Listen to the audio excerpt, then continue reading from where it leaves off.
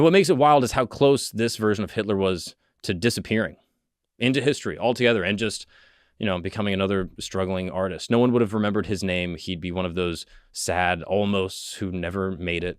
But instead, the world went to war, and that war gave Hitler exactly what he wanted: purpose, power, and the perfect scapegoat to blame everyone else.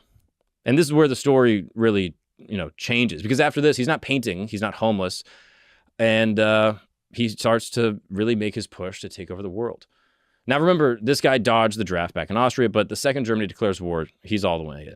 And Germany says, sure, we need everyone we can. So boom, Hitler joins the Bavarian army as a private, not a leader, not a high-ranking officer. He's basically like a foot soldier, and his job, he's just a runner. He's like a courier, which is kind of sketchy as it sounds, right? Basically, he has to carry messages back and forth between trenches and command posts while bombs and bullets are, flying past him. Remember, at this point, trench warfare was the name of the game, and there was very few ways to actually transmit messages back and forth from the front lines all the way back to the command center. So you just needed people to run the information up and back. And it was no joke. I mean, trench warfare is brutal. I mean, muddy and bloody and people getting stabbed. It's just miserable.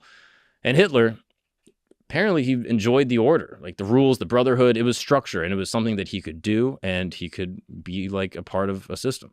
But don't get it twisted. He wasn't some fearless war hero. He wasn't kicking down doors. He wasn't even on the front lines most of the time. As a runner, he was in danger, sure, but he wasn't like leading charges or like killing people. He just avoided real frontline combat.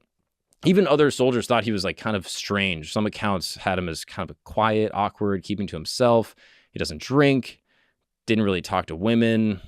Kind of an incel in a lot of ways, to be honest. He just kind of like hovered around. And another interesting tidbit, according to a story told years later, there was a British soldier named Henry Tandy, and he had Hitler in his sights during a World War I skirmish, and he didn't pull the trigger.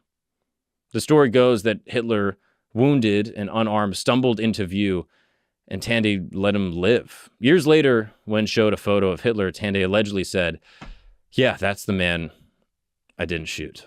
Now, if I was Tandy, I wouldn't have said that. I probably would have just kept my mouth shut, right? I would have been like, hey, never seen that guy ever in my life. Oh, the guy that's destroying the entire world and causing a genocide on the Jewish people? Terrible guy, never seen him. I wouldn't be like, oh yeah, I had a chance to end it all right there and didn't do it. Now, of course, historians debate whether this is even true, but Hitler himself reportedly mentioned an incident just like this. And it makes you wonder how close the world came to avoiding everything that follows. Still, despite mostly avoiding the front lines, Hitler was wounded twice in World War I. The first time was in October 1916 during the Battle of the Somme.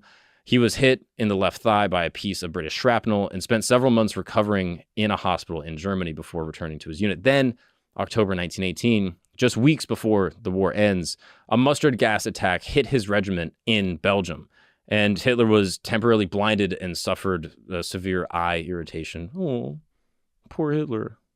Right? Eye irritation. It's not even that bad.